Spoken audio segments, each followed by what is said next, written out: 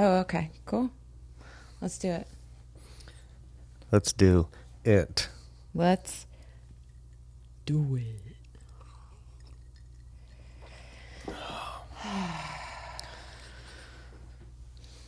Good morning.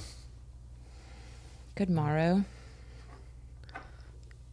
May the day bring you peace and light, Yeah. happiness. And some spice. It's a worthwhile confrontation. Yeah. You look pretty. Thank you. You are pretty. Thank you. And tan. Oh, I got my birthday tan on. Yeah. I'm really excited about it. I like it.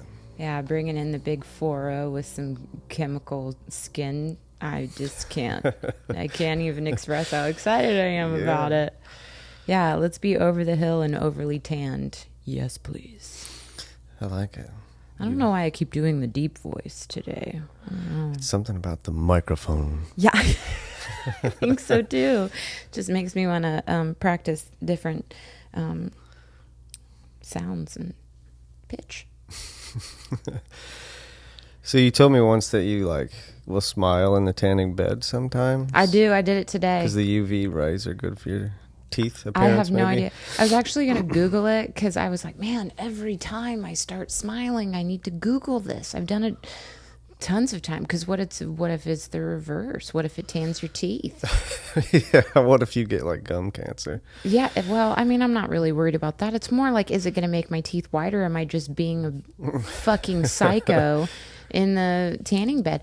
But you think about it, they have those rays of things. They put that guard thing in there, and there's a light that projects on your teeth.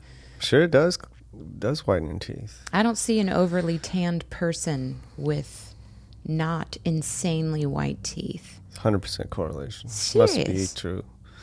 I was just curious if you ever accidentally, by habit, opened your mouth in the spray tan bed. No, I actually, okay, so I did the regular tanning bed, and then I'm like, I'm about to bring in the 4-0. Let's do a topical chemical spray all over your skin, because that'll be really good for you. And so I'm like, yeah. So they have you put your feet. I mean, you've done this before, right? Yeah, I did. Yeah. I mean, you don't necessarily need it, but I think, you have experienced this before. Mm-hmm. So you have an A and a B. It's just like being painted as a car in a body shop. Absolutely. And it's so cold. I catch a chill. It is. And it's, I think, being in a spray tan machine, I think it's a good time to practice breathing and, really maintaining some grounding so anxiety doesn't cripple you into 1,000 pieces. Because it's first of all, the place that I go, the lady is the machine lady. So the audio or whatever, the guide of the spray tan has an extremely heavy British accent. Really? And I can't understand anything she's saying. So I don't really know what's happening to me, but it makes me, okay, let's talk about the spirituality attached to the chemical spray tan that I'm spraying all over my skin. You really have to remain present and find your stillness, or you're going to look like Ross from Friends when he did the 14 sprays on one side and then nothing on the other, So he was overly tan. So, and I think of that every time I go in there. And then also too, can't understand a word that she's saying. So she's like, please stay still for the next dry pass. I'm like, the pass. And so I'm trying to understand what she's saying, but I'm like, it doesn't really matter because it's going to happen to you anyways. So surrender comes in where you're just fuck it. You're trying to think while you're anticipating being sprayed with cold liquid in your butt crack. Yeah. And then the whole time too, you're like, did I put enough barrier lotion on my fingers, or am I going to have orange knucks and stuff? What's happening? How dry is my skin? And then you're like, I surrender to that too, because I'm already here, And then she's like, go to E or go to A. Oh, now go to B. And you're kind of getting dizzy, and you're in a box, and these loud noises and you're like, oh, and it's like, relax your face, relax your face. Don't spray a wrinkle. Don't get my cracky crevices, man. Like, just, and then you're trying to like figure out like what's going on with your hands, and you're like, spread your hands. Don't spread them too much, because then the pockets might get that all too happens large. for you. Yeah, I mean, but really, it just makes me feel great. It's worth it. Good experience. Yeah, it's just something I look forward to. I don't really look forward. I was feeling strange when you were saying all that, because I'm not even sure I paid attention enough to move. You're supposed to move. She tells you. She tells you, please move to position A. I think I'm fucking up my accents here. Like, I actually, like, I can hear her, but like, I think that it's hard to do. There's a language, there's an accent barrier for me right now. I want to just say, for the record, usually I'm pretty good off the cuff with a good old accent. I must have followed the instructions. I came out pretty evenly baked. Or maybe in a former life you were like very British, and so like it's just so I didn't notice the accent. to you I doubt that. that you just did what she said, and you're like, I get that.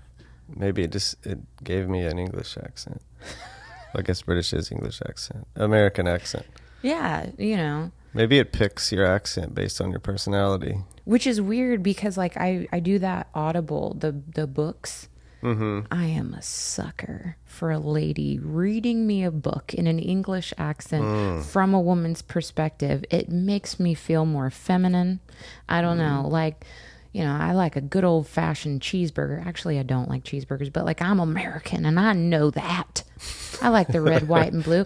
But there's something about a smutty, filthy romance novel read to you while you're organizing the bathroom medications in the cabinet, and she's talking to you, and you're just like, yeah, girl. That's it for you, huh? It is. I love it. It makes me feel like it's not as cheap, because this, you know, but I like a good.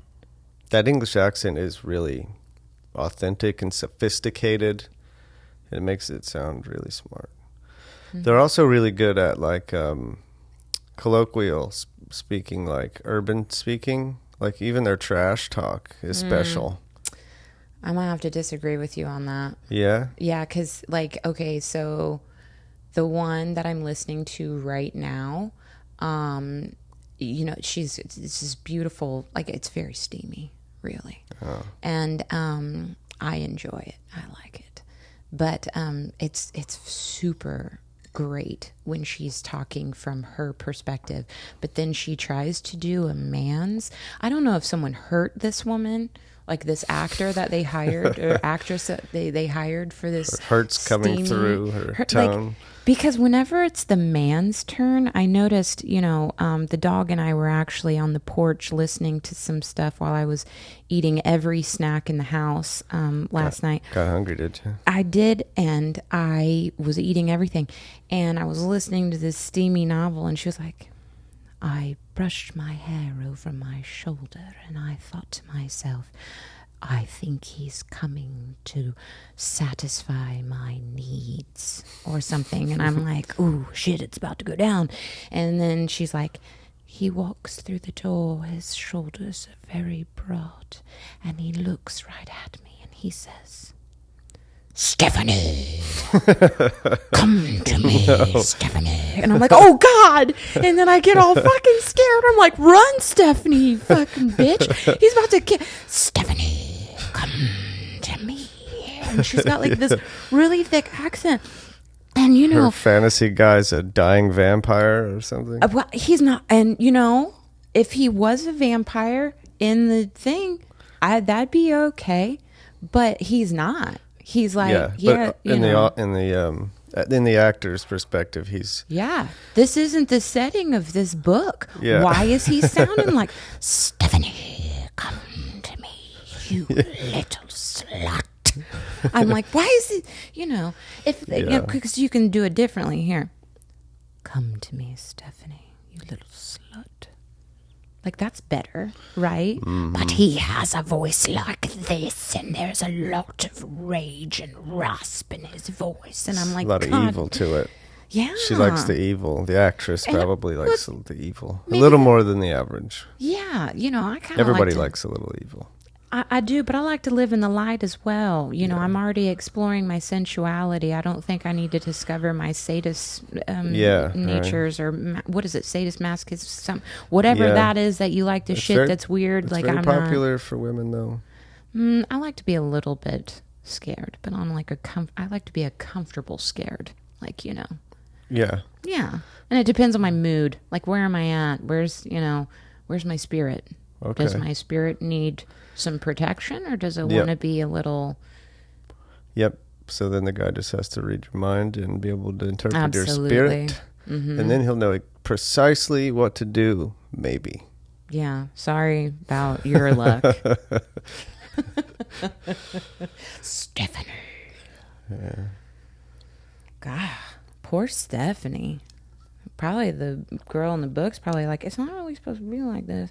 But then, like, you know, so I kind of started getting distracted while this, like, audiobook is being read to me, you know, and I kept trying to visualize what she's looking like when she's saying, like, are people watching her do that? Like, how does her jaw look when she, you know, so then I'm like, right. Visualize, and I damn near. Is there somebody outside the studio laughing hysterically? Yeah, like, or like she tried out for the role of, like, reading this book, and like, there's so many other women, like, I want to know the ones that didn't make it, and then, you know, I about Googled her. Like, I wanted to Google what this person's face was so I could really visualize her doing this very scary man's British accent. I mean, her British accent, I believe it's authentic. But then you kind of think, like, what if it's not? What if she's from, like, Jersey or, like... Could be. Like, I don't know. Yeah, we wouldn't know. Portland. She's from Portland, and she's not only she'd be a great actress. Yeah, she's hurt by this man or some man in her life that she's turned him into, like, this Rasputin character. Or she's hoping to be hurt. Yeah, something with her. Her sexuality just was not matching me. So I'm like, you know, and then it was just like distracting me. I couldn't even fucking... Why are we talking about this? I'm sorry. Like, I feel like... Well, it's interesting. And I was just thinking, like, I wonder why they don't cast, like, a few different people to read a book. And then I was like, well, that's kind of a play. Mm-hmm. And books aren't written like a play. But then I was wondering, like, well, the person's supposed to be reading you a book, not acting it out. Then why is she acting this shit out?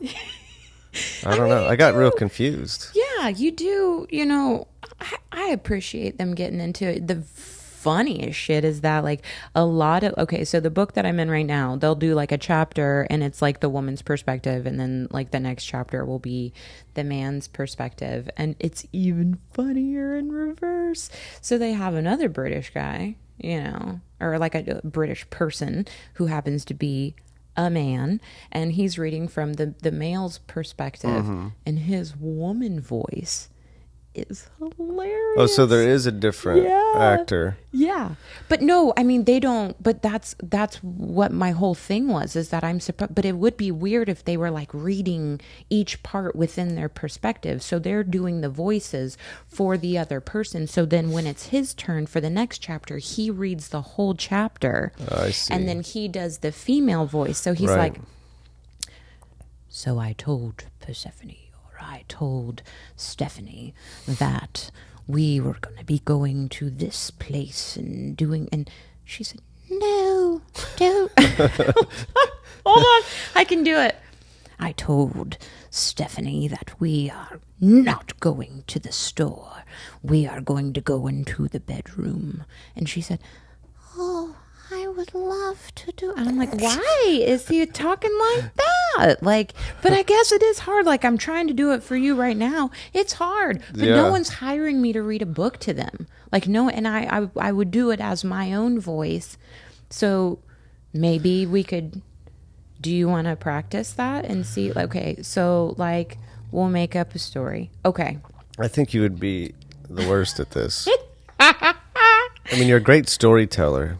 Fun to listen to, but there's no way you could make it through the book without turning it into a performance and adding commentary and opinions. I'd be like, reading my little book. Jack and Jill went up the hill, and Jill said, I'm tumbling after. Oh, that was stupid. Yeah. I'm sorry. That was just the way I felt about that. Why would she tumble? Jack probably pushed her, that little motherfucker. Like, stop saying what you feel about it. Right. Just read it. Can't do it. That was kind of fun. So I just went off. I do that sometimes. I think it's interesting because I don't think I've ever listened to one of those. I know I haven't. I'm not sure I've listened to any fiction. I've read a lot of fiction, but I think I've only listened to nonfiction. Really? Which is much different. Oh, see, I got to live in a different world every now and then. Remember when I got on that Harry Potter kick? Whoa. And then, like, when it was all said and done and I read every one of those books, like, I almost had to, like, grieve about it. I'm like, oh, it's done. Oh, like, it kind of, like, tore up my heartstrings. And I really think it's because, like, sometimes I need a break, man. I need a break from reality. I need to go into this fantasy land. It's probably some sort of coping mechanism, but I'm okay with that too. So it's a healthier dive. Oh, that's all right. Dive into the land of your imagination, of someone else's imagination. I'm going to stop doing these accents now. I feel like it's going to carry all the way through. Oh, man. So, what do you want to talk about today? Smut books, check. Yep. So that's good. Got that done. No, like, I know it sounds silly, but like, I do think it's a way for me to,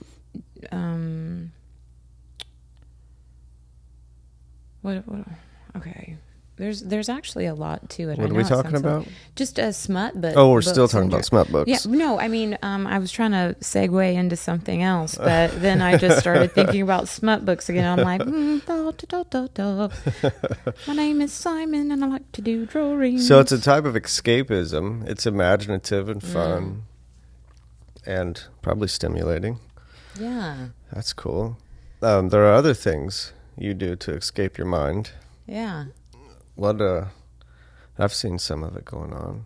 You do some meditation and some movement things, practices, and other various things that I think are interesting. What do you think your other favorite way of getting out of your head is? Okay.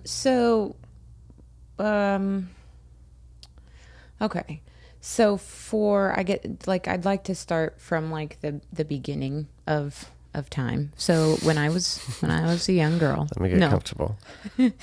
My parents had met each other at okay. So for a long time, I told myself like, oh, I have ADHD. Like someone probably, I probably had like a diagnosis at some point, just because I was full of energy and had a hard time sitting still, and I spoke in accents, which I think is like a big flag for people with ADHD. I probably saw it on TikTok, so it has to be true. But, I think that I'm going to throw it out there. This is just my opinion, and this is just from me and my life, is that the more that I attached myself onto these previous diagnoses, like, you have like depression, or you have ADHD, or you have like, so then I was like, well, shit, there I am. That is me. I am ADHD.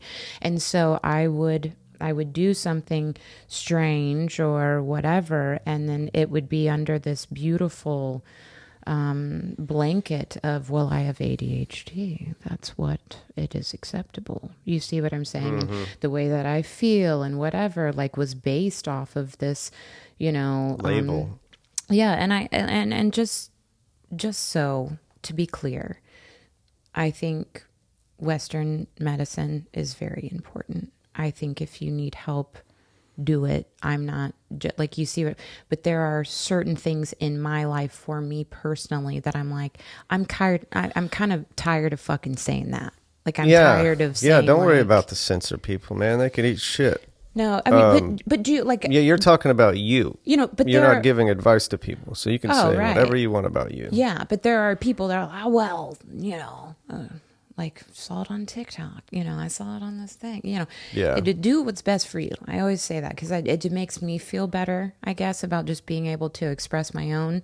But I just got sick of living by those labels. And so I wanted to make a huge change. So I started doing like different things like, okay, like, what is it, like sitting with myself and figuring out how I function and, you know, embracing a lot of like, okay, obviously if it's hard for me to sit still, let's evaluate how much I've moved today. How much have I exhausted this just fiery, you know, body? And the reason why I can't pay attention maybe could be because I'm not exerting it in the way that my body needs so that my mind and my soul and everything else can rest, because my body's not screaming at me and screaming on top of like my mind and my body and in river, like one and the other, you know, like what is the relationship between like my, you know, emotions, my physical body, the way that I feel on a soul level? Like, have I done, So you brought it all into your awareness of your attention. Yeah. So that's what you're saying. You Yeah, started so really like one or the noticing other. it. Mm-hmm. Well, what did that do? Well, I mean, what it's done, like for me right now is, it's it actually gets a little messy at times because I am so aware of certain things, but it like totally levels me up into a different understanding of myself and acceptance of myself. So instead of saying I have ADHD, I'm like, okay, what's going on? Like, I work out every morning and I move my body in some way. I do a lot of shaking and intuitive movement. I've additionally added on to taking off all of my clothes and doing it completely naked and just being with myself without any labels on me, like literally labels from my clothing or things that I like that I say, oh, okay, I love these pants, so therefore I love my legs. I'm just going to see my legs today. I'm going to see my body and be with my body, be with my own skin. So moving that way and just kind of, you know, being with myself on this physical plane with my physical body, for one, being able to listen to my body and the way that I bend and move that body, how that feels at that time in that present moment. So it's taking me into the present moment because I'm fully aware of like the stretching or the movement or the shaking or the rhythm or just starting to move. Like, have you ever done like one of those exercises like where they're like, okay, put your pen to the page and just start writing? Like for me, movement is the same way. So just start doing something, and then if you feel called to shifting, or if you have something pop up for you, or if you just start physically moving your body in that way, kind of observe what that is. And it's, I think a lot of it too, and it comes down to, I was filling my life with excuses and not taking responsibility and blaming maybe things in my life. Sure, yeah. So cutting that bullshit out and bringing it back to myself and my physical body. And then after that, finding stillness in myself. I've been doing a lot of affirmations, which is like a great grounding technique by using like the power of I am. And I know, like, it reminds me of, gosh, what was it Will Ferrell who, like, he's in the mirror and he's like, I drive a Dodge Stratus. Yes. People like me. So like, I am cool. But yeah, I am cool. I drive a Dodge Stratus. People like, but you know, as funny as what that is, and as funny as what I think I am, which I think I am pretty funny, you got to realize when you are saying those affirmations and you are saying those things, like I caught myself kind of laughing, and it was from when I would say, I am luminous. I am magnificent. Like at first I'm like, okay. How many adjectives do I need? Well, but it's to reprogram, and you kind of start to see that there's a difference. I don't think for me, I need help feeling like shit about myself. Like I'm pretty hard on myself in that way. And so by saying those types of things and putting myself in that situation where I am telling myself what I am, I'm not trying to believe that. I think I know that. I just need to rediscover that for that moment. And because I'm laughing so much and I'm making a joke out of it, maybe that's an indication that I need to be more serious about certain things. It doesn't mean I don't have to be funny anymore. Just sincere. Yes. Yeah. So you're being, in that way, you're being less hard on yourself, more supportive of yourself. Mm-hmm. and you said something about you don't need any help feeling bad about yourself. So do you think it affects your relationships with other people, maybe how you allow them to treat you? Or you know what I mean? I don't think it...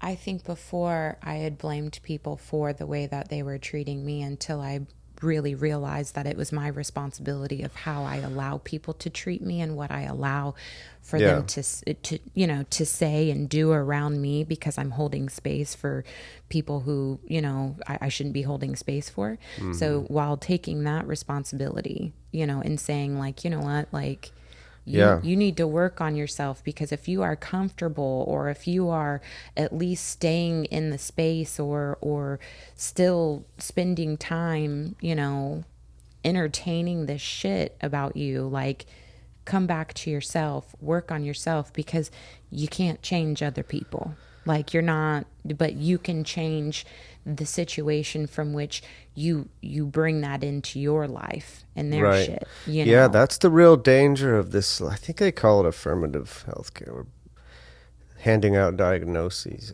just willy-nilly. Mm-hmm. I could go get one right now. I could go get 10 right now if I want. They'll give me diagnoses. Now, they're supposed to be useful, like help you identify things that you could improve in one way or another, chemically or therapy or cognitive behavioral therapy or something. But there's a real dangerous thing that happens, man, when people can't take responsibility, and those diagnoses and labels, man, they can become just demons of excuse and avoidance.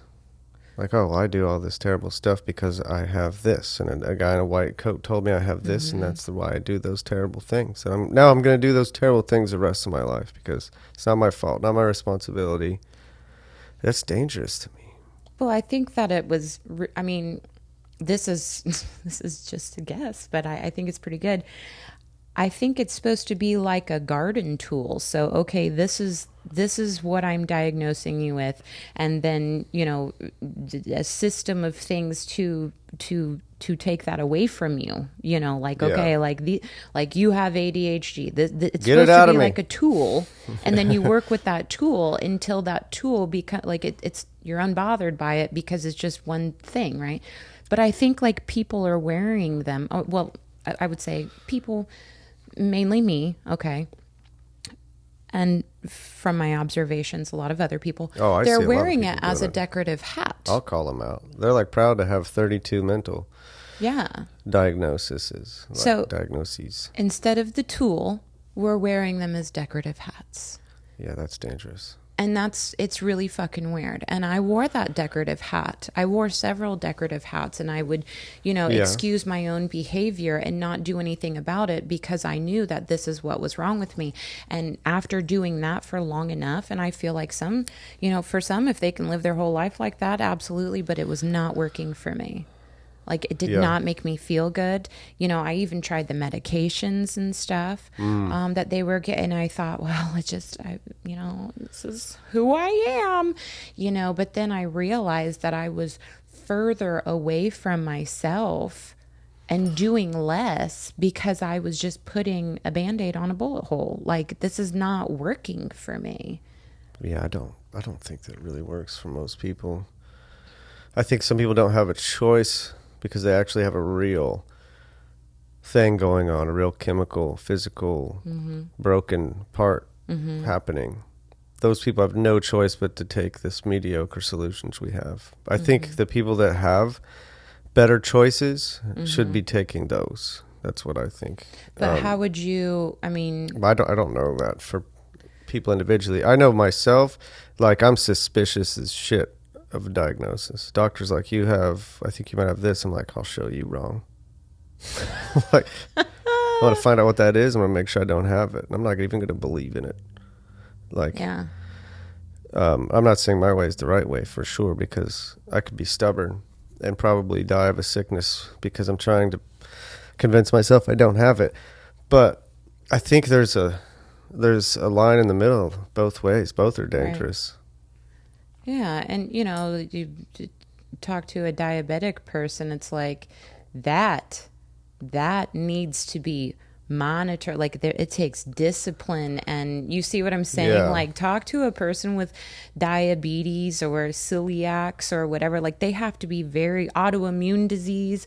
Like, they have to be very conscientious, disciplined in what they're doing so that they can fucking live, bro. Like, yeah, that's one thing that I think is off in the mental illness industry is that, well, I've studied psychology at the university and in private, read the DSM-4.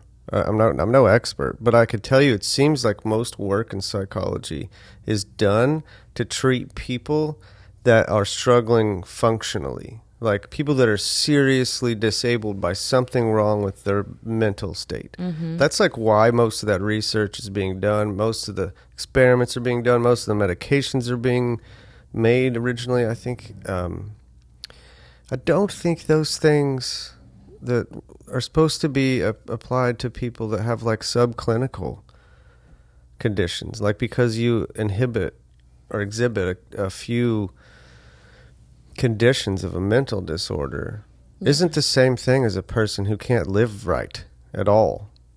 You know what I mean? I don't think it's safe to be like, well, I vacuumed my carpet twice today, so the internet says I have obsessive compulsive disorder. Now I'm going to go to a doctor and convince him that I'm obsessive compulsive. Then he's going to affirm that for me and give me medication, and now my whole life I'm going to be obsessive compulsive. Well, maybe you were just a little obsessive today. Yeah. And okay. So coming back to, like, and obviously I'm not a medical doctor. Like, I don't get to be Judge Judy on who should take what and do whatever. And I know that you feel that way about yourself too. It's just something interesting to talk about. But what I'm saying is, for me personally, is that I tried the Western way, and it did not yield the results from which I was satisfied with, that was going to grow me and allow me to be the person or the woman that I visualized in my future. Sure. Through the ages of my life. It was insightful. Not going to get me there. And I think, the big 40, which is coming up, I was... Your birthday, you're going to be 40. Yeah. And so I think that started to creep a little bit. And like 40, like I remember like one of my uncles turned 40 and I'm like, man, he's old as fuck. When I was young. Right. Like I think like I think they had like all black and silver balloons and they were like, oh, you're over the hill. And I was like, man, he's fucking old as shit. Yeah. That's another condition I refuse to believe I have. So yeah, I mean, I think just like from, the over the hill birthday parties that people would celebrate, and it was like, oh, here we go, it was kind of a part, like I thought, dang, this whole, my whole life I spent like, what do I want to be when I grow up? And now it's like, who do I want to be when I grow old? Like when this, Yeah. and I'm not saying like, oh, it's 40, I'm fucking old and I'm not able to do anything anymore. Like, I know what you're saying. I used to think like maybe I'll feel old when I'm as old as they are now. You know what I mean? I saw people turning 40 and 50 when I was young. I mean, like, you must feel like you're old at that age or done or something. I don't know. I never feel like that. You never feel like that. You're always curious and interested and inspired. Like, you have a real sense of wonder, like a young person all the time. And you look great. Thank you. Yeah, you look young. Yeah, but I mean, I think it was more for me like,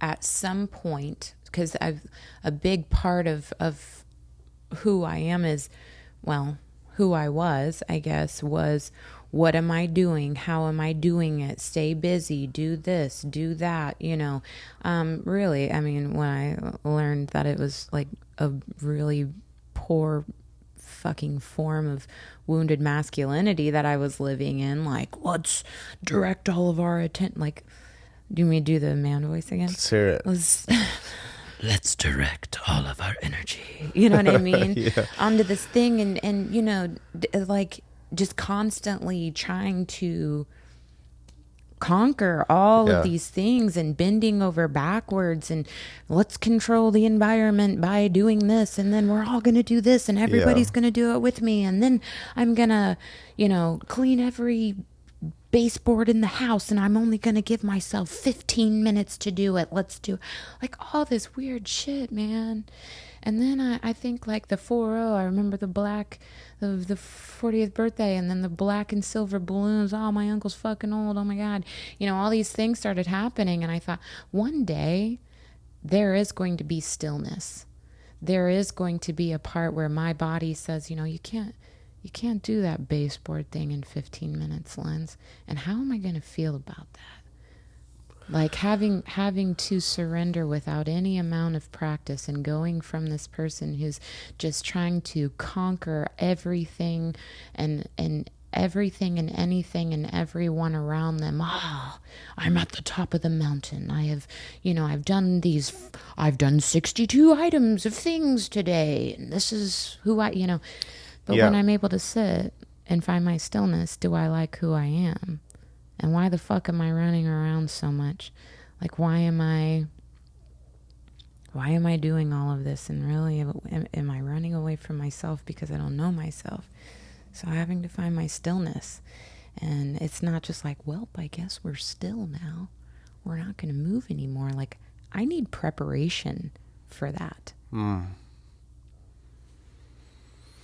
I know I went off on a tangent. That was a lot to decide what to talk about on there. But I like that. That's a lot of important wisdom happening there. If you're getting older, you can't rely on the same things to give you meaning and fulfillment that you used to. That's a reality that happens at some point that we're probably getting closer to. That's very true. Also, the first thing you mentioned, I think, was that maybe you were really operating from a lot of really your masculine attributes in life. Your wounded masculinity, you called it. Mm-hmm. Yeah, and your new practice has you balancing that better. Mm-hmm. I could see that change happening around you. I really like it. What's that? Is that intentional or just like general?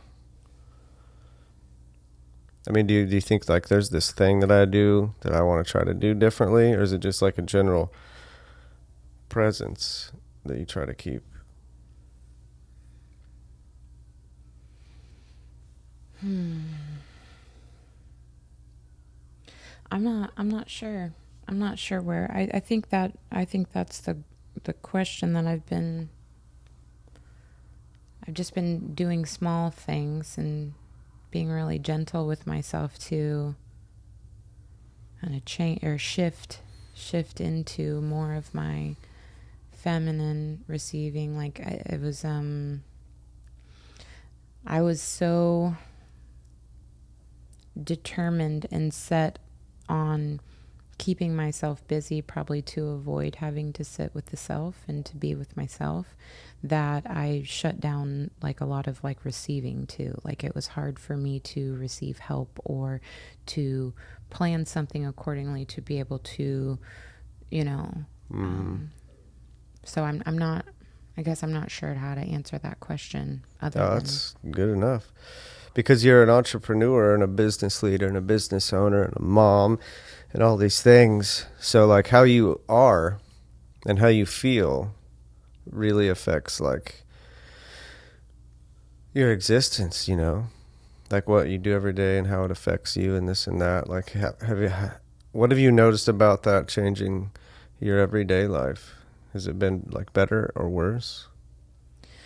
It depends, you know, like, I feel like these, like the questions are so, cause I'm looking at them from different sides rather than just I think before I was like, I had these blinders on. So when someone would ask me a question, I'd be like, this is the answer. This is exactly how I feel. And so now like stepping back and trying to be like, all right, so who wants to answer the question here? You know, Yeah. Well, the question is it better or worse? I know the question, but it is much better for me to practice these things, and I love feeling the accomplishment of that. But I wouldn't say right. It's harder. It's harder to do it this way. So sometimes you can trick yourself by saying, "Oh, this is worse than when I started," you know. But it's really not. But it is harder. More difficult, but maybe more meaningful. Yeah, that's exactly what I was trying to say. I think that probably makes it worth it. Yeah, and I'm kind of like, I mean, I haven't been really.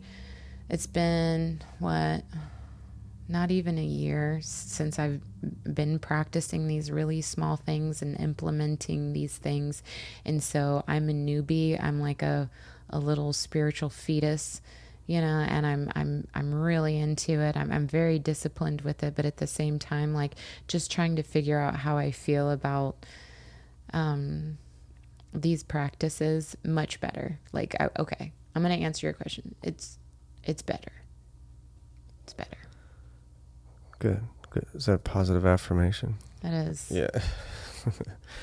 Nice. Well, I just keep asking you questions, but I don't have to keep doing that. Where do you want to go from there? What do you have in your hand? It's a coin a friend gave me. I noticed on my last podcast, I started this habit of fidgeting with my stuff all the time when I'm like thinking about the content, not thinking about my body. So holding this coin off camera mostly to make sure my hands are occupied so I don't fidget. That's usually how I handle things in life, by some sort of process first, some sort of logical process, instead of like dealing with it. Like, why do I fidget? What deep emotional thing is happening inside of me that makes me fidget unconsciously?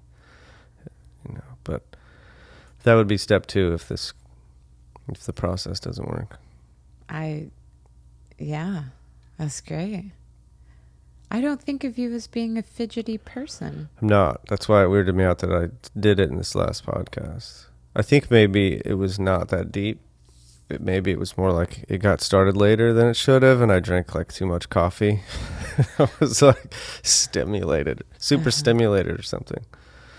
Yeah, I felt like I started this one off with a little gusto today because I had drank a little too much coffee this morning and didn't have as much water. So now I'm like, yes, I'm finding my stillness. Like, let me talk in accents. Let me see my fist. Like, yes, yeah. I have a spiritual awakening. La la la la la. I still can't decide what state I like to be in for these things. I know. Like, I've done them with beer, and that was fun. Yeah. I've done them with coffee. That was fun in a different way. There was one time where I had like a cup of coffee, half hour later we started drinking beer. So I had coffee and beer in my system. Yeah. Pretty sure that was my favorite. Yeah. Yeah. Good. I was like a really alert and less inhibitions. Yeah. It was fun. Maybe not a good practice to start drinking at 11 a.m. though. Maybe it's great practice. So you've been enjoying, I love the way that your brain works, and you're you're a great listener, and I feel like you're a really great interviewer. Like you pull out a really a lot of really awesome stuff out of people, and it's really nice. Your energy is nice to be around. Thanks. I try to really, really listen. Like, not just to make people feel good, but I really want to understand the depth of what a person is saying to me. It's hard. I studied communication, as I have an English degree, and I know, like, actually how difficult communication is. Like, somebody feels something. It's hard to turn your feelings into words. And then it's even more difficult to articulate those words. And then it's difficult for another person to decode your articulation and imagine what you're feeling. Like, there's a whole chain of events that have to go perfectly for me to understand you. And there's no way that it ever goes 100%. In fact, most of the time it's probably pretty shitty percent, like 5 or 10%. Or just wrong. But I think when you really, really try, you can get really a really high percentage of understanding exactly what somebody's articulating. And I find that interesting. Learn a lot from people. And they do like it. Mm-hmm. Yeah, you have a talent for it, for sure. Like, you're very natural, and it's very comfortable being here, and doing this kind of stuff. That's good. Yeah, you're really good at it. I'm really very proud of you for setting all this up, and yeah. Thanks. I'm proud of you. Yeah. I just actually you've been having a few people on here, and I've been finding myself just like with the stuff I don't know, the stuff that I find, I just keep kind of re-listening, and it's just really interesting. You do a really good job with it. Oh, thanks. Yeah, that's encouraging. I'm still pretty new at it. I just got encouraged because I have a business partner who's really very honest with me. That's why we work so well together. Like, we're nice to each other and polite and respectful, of course, but we don't let each other get away with shit. Mm-hmm. Like, there's no niceties. Like, you say something stupid, the other one's going to be like, no, that's bad. That's bad. Don't do that, bro. Because that's our way of caring for each other, looking out for each other. Mm-hmm. Because when we do it to each other, we don't have to do it for the world, Yeah. Kill each other's bad ideas or stupid things. Anyway, I'm having him on, and I sent him an example, the one I did the week before, just so he could see kind of what it's about. And I was like, I didn't even think to have him criticize it for me, which would be useful. But it was encouraging because he said, yeah, man, I started playing to see what it was about, and I watched the whole damn thing. Mm-hmm. It's like I couldn't stop listening to it. I did too. That's encouraging. And then he did have some useful criticism. I already knew it, but he pointed out that this is the one I'm talking about. He said, yeah, I listened to most of it because when I watched it, you were making me nervous because you kept fidgeting. Just start like didn't know what to do with arms. your hands. Yeah, he kind of gave me the idea indirectly. He's like, you just seemed like you didn't know what to do with your hands, which is why you have something. I have something in my hands now. Now I have something to do with my hands. Yeah. I was really listening to his criticism, which is hard to do, but it's very useful, I think, because I could have instantly got upset or defensive or convinced him that he was wrong, and my fidgeting was because of my my fidgeting disorder that I haven't yet got medicated for.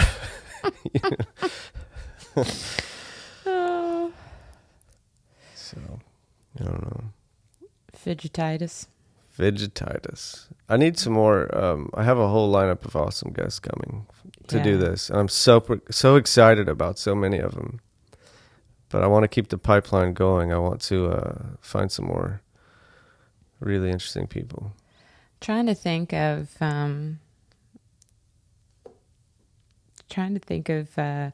maybe a way that I can get in on this and start a little podcast of my own.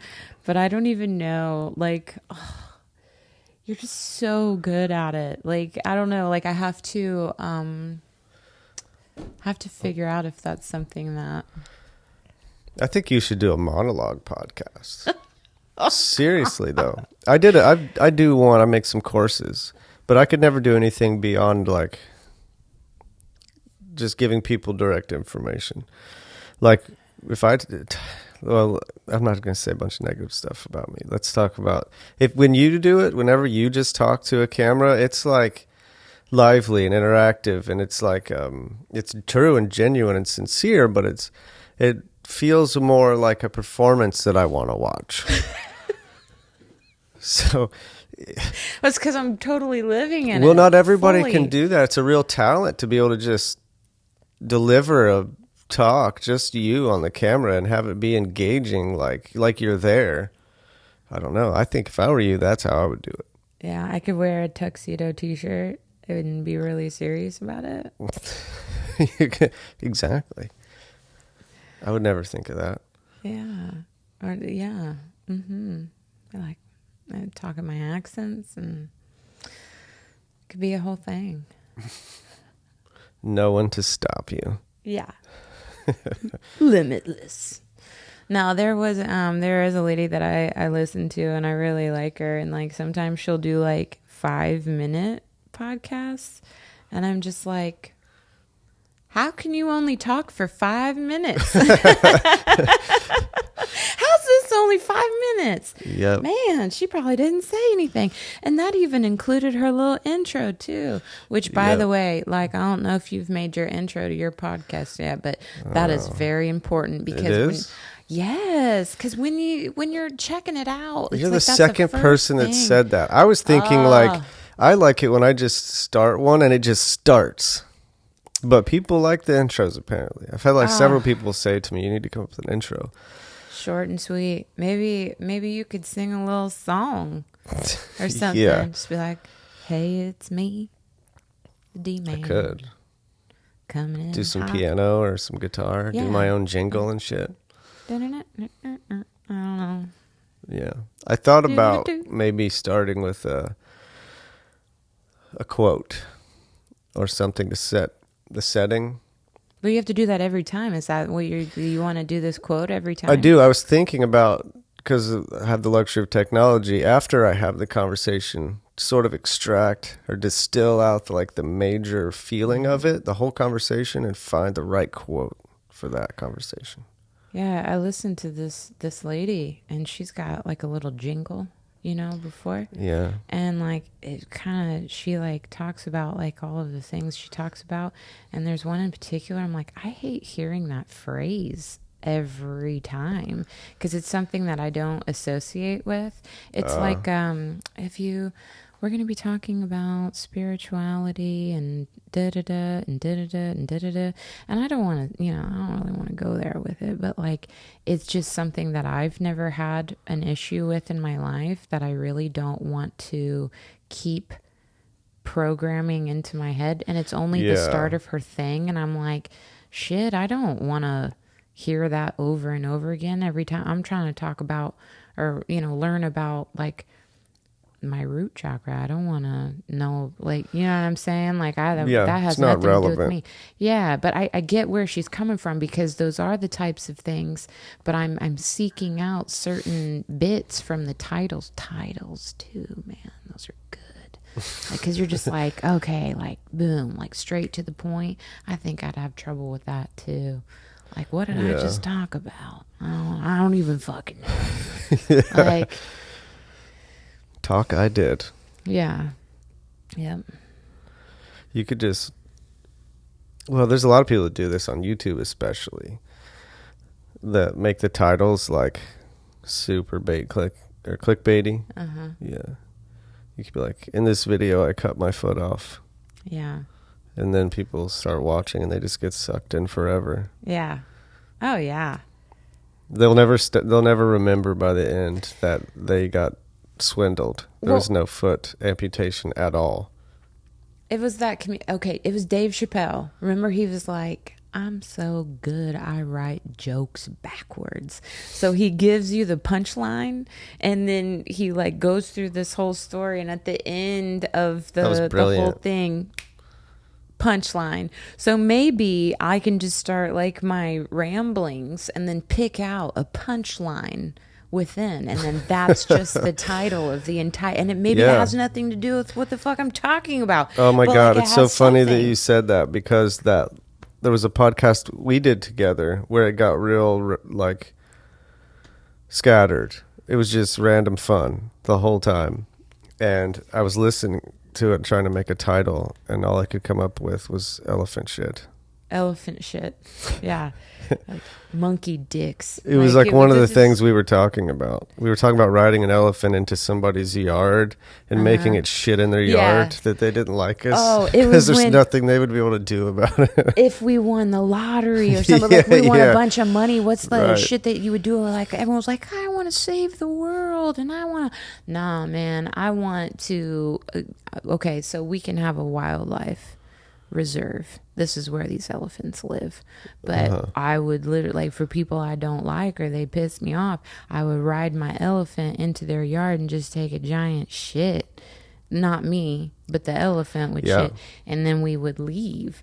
And that's what just some rich people stuff that I would I would do something like that. I might get really caught up into like my own kind of political activism, like anti-activism. Mm-hmm. Like I would ride my elephant. I'd probably dress up like a knight, like a very, Western.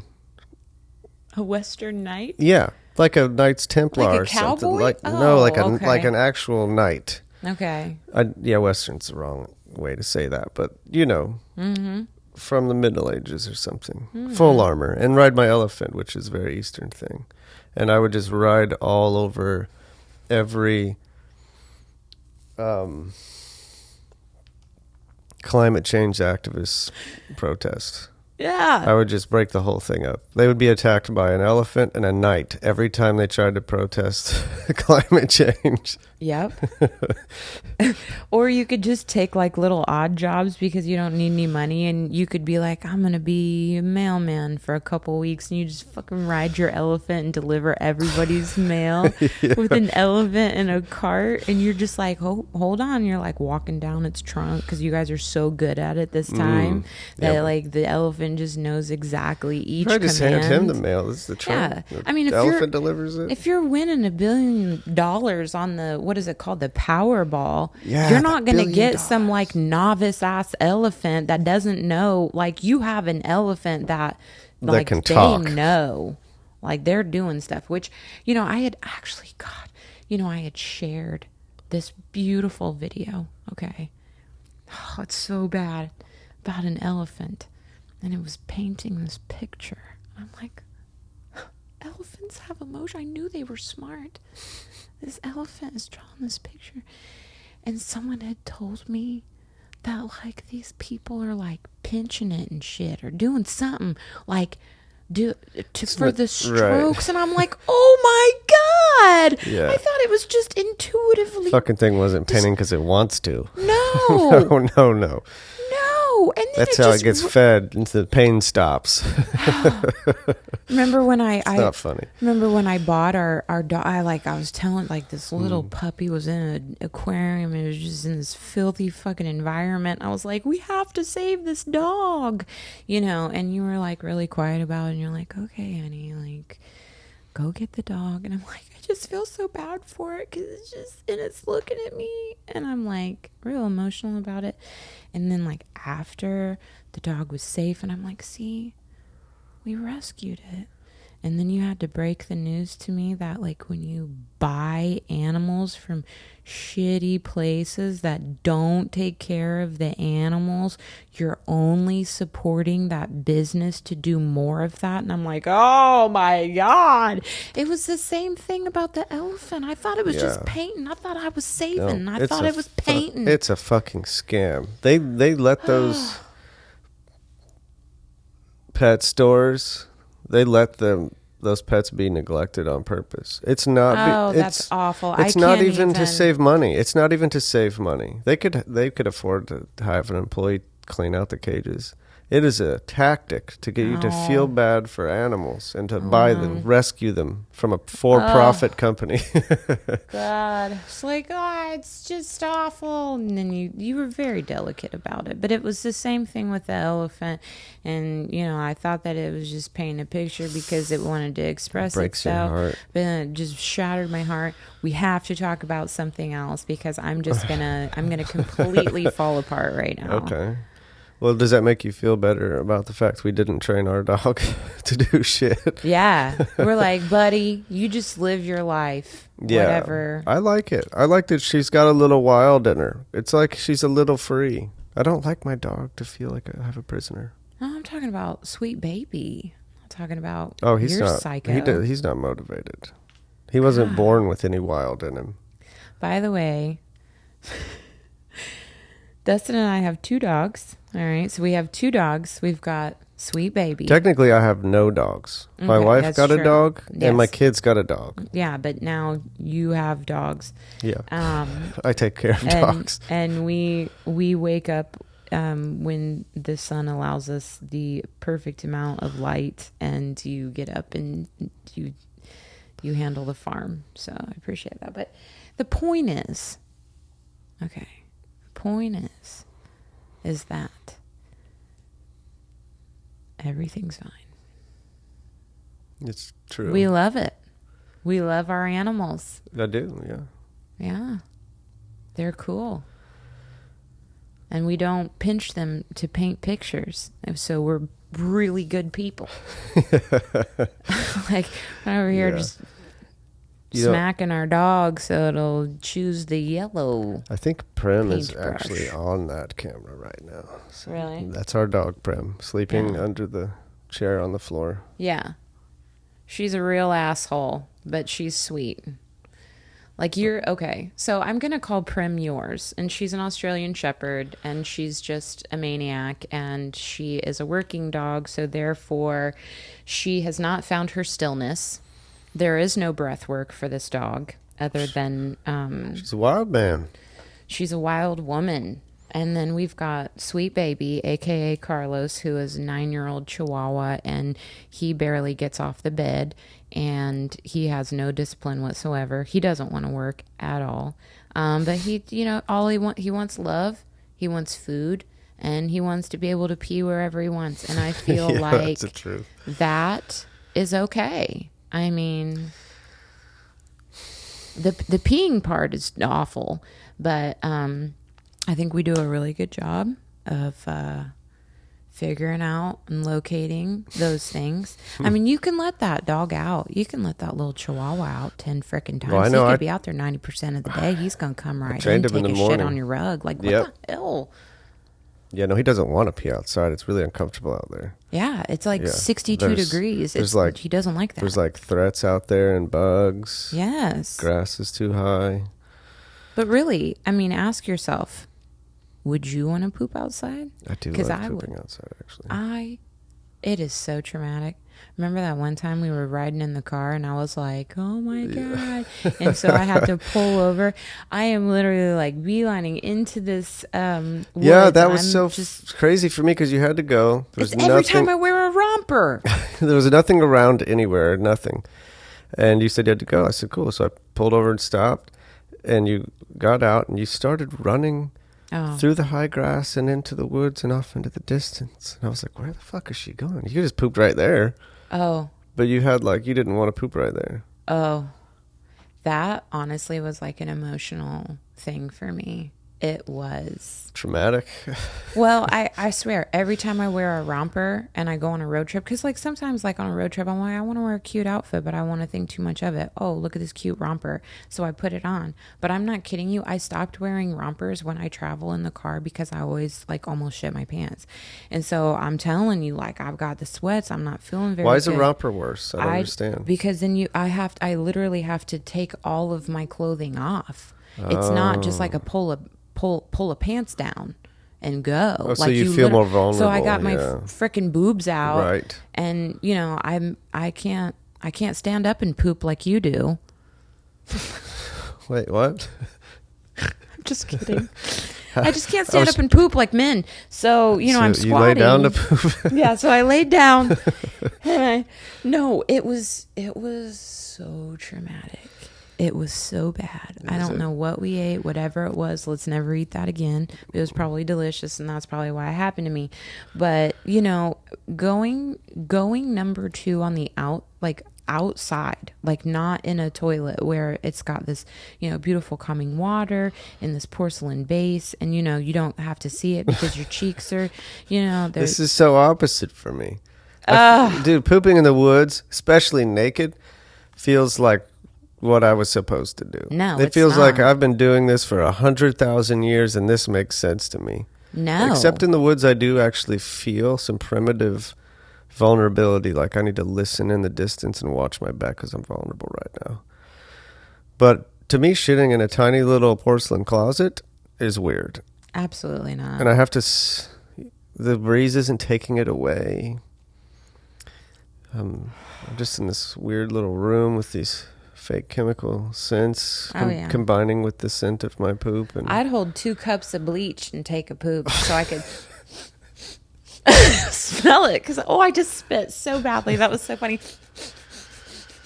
And then I'll dump them in the toilet, boop-a-doop-a-doo, and then I'll splash some on my butt, do-do-do-do-do. Just completely give myself chemical burns so that I do not have to experience anything primitive while I'm going number 2. But what I'm saying is that this is a different situation. Like and I'm not trying to do it in front. Like I know it's about to be bad. I got a romper on, like everything. Like somebody might drive by and see you naked pooping. So I'm just running as fast as I can, and I'm trying to clinch. So I'm clinch running. You know, and it was not like hospitable terrain. It was like there was like hills and high grass. There was some downed trees and shit. You're like hopping over shit. Yeah, and like I feel like I'm in Colorado, but I'm literally on the Great Plains of Indiana. Like I'm on all this farmland, and somehow I got off into this like, I don't know, rugged terrain. Yeah. And, you know, and so I'm trying not to like shit my pants as I'm running to try and shit my pants out in the woods in the dirt. But, you know, I'll tell you what had happened it was the moment that I saw it on the floor of the earth. The ground.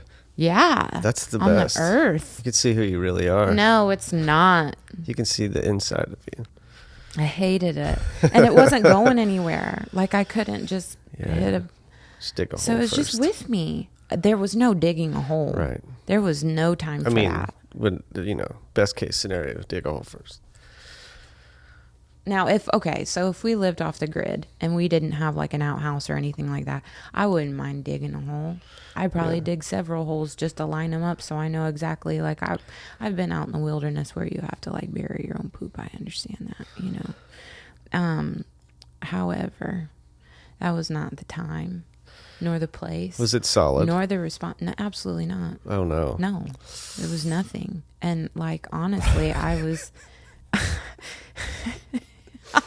was concerned about the mess of it.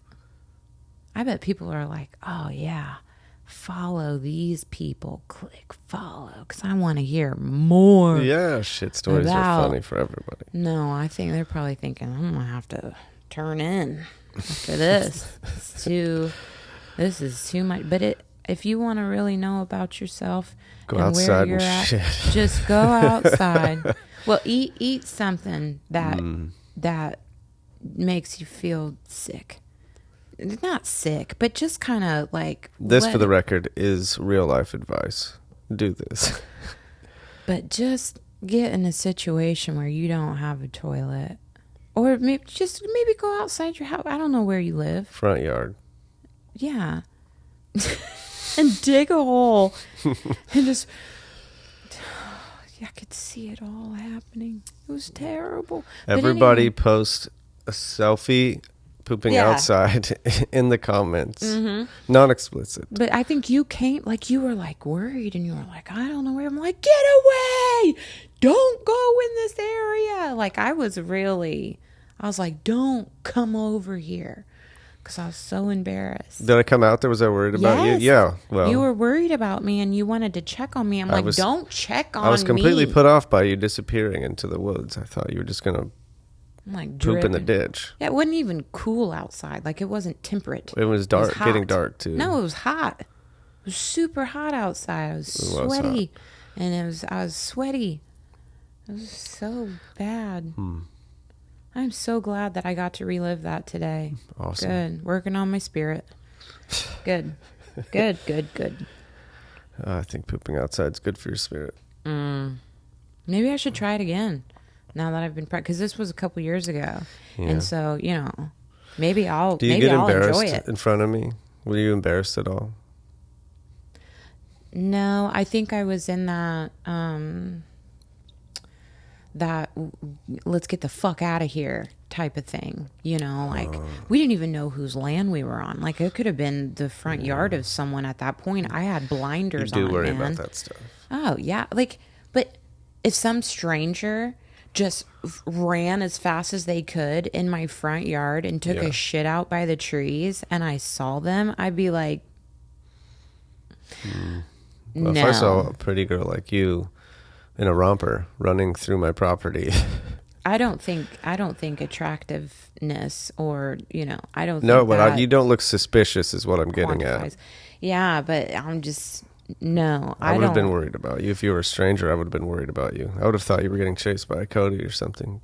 Well, yeah, but I don't think that if someone who I consider to be extremely, like if a celebrity came, like, no, who's someone that's extremely attractive that people would understand? Margot Robbie. If she came, like, and she was Barbie. She's stereotypical Barbie. She's freaking hot. She, like, even when she cries, I'm like, you're such a bitch because you're so pretty. But I love you, Yeah. If she came in and, like, ran out of her car, which I don't know if she even drives herself. Let's just say she did. And she was like, and she's wearing a romper, and she pulls it down, and I physically see her just taking an explosive dump in my yard. I'm not going to be like, God, it's fine. It's Margot Robbie. She's pretty. I'd be like, Margot, get your shit together. You better pick that shit up. Throw it in my dumpster before you leave. She wouldn't be attractive to you. Yeah, you better get your Barbie purse, put that in your purse, throw that in the dumpster because I'm not picking it up. That mess. Yeah, poop really bothers you. Don't like it. I don't even like the word scab. It's gross. Scabs are gross. Oh, it's disgusting. They're pretty gross. That crusted bit, it's sick. I hate it. Like a wound. Even the word wound, I don't like it. Like someone said, get the wound wash. And I was like, so I'll say wound wash in my presence. Like people know, like light stomach. Yeah, well, when it's time for like lunch, don't. Like, I'd rather nobody speak at all. Like, if we don't have something nice to say, don't say anything at all as I'm eating because it is a very sensitive time for me. You do have a weak stomach.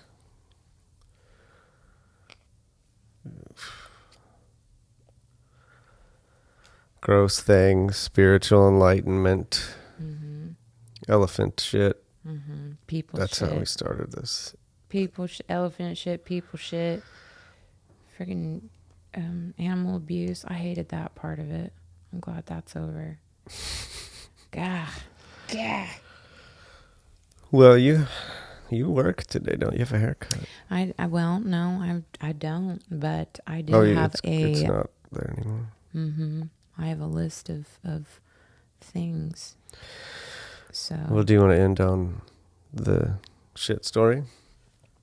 Or do you have more you want to defecate? I think I'm I think I'm good with ending it with I shit my pants once. Well, I didn't really shit my pants. I shit in someone's yard probably. So I feel like that's a good place to end it. All right. Thanks Okay. for sharing your shit with me. Hey, my shit's your shit. Your shit's mine.